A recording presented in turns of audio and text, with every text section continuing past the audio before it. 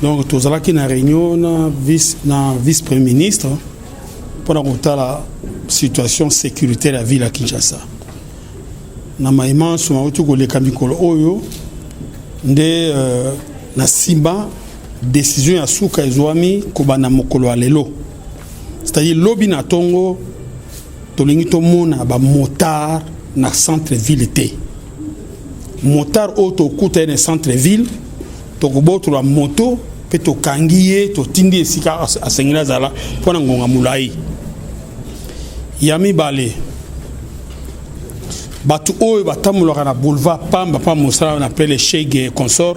mon côté amona na sona kati na boulevard soki to moni ye to kokanga ye yami satu to boyi ba troupement na ville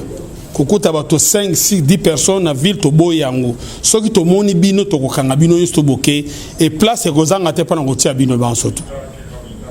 Et puis pour patrouille kozala pamba te oyo population asali mikomi balé na kanisi ba paya ba moni ba yoki message. Et puis sengé na biso te ko be sa relation diplomatique parce que diplomatie ezala makambo belé na kati ndé na mukuse na zongeli soki to moni motard na ville to kangiye yami balé ba Chege na ba batambola ka ba SDF o batambola na boulevard soki to moni bino to kangi bino place a rotia bino ezali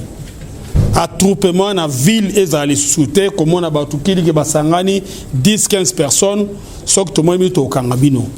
to ko continuer suka ndengo wana tele lolo bindenge mo côté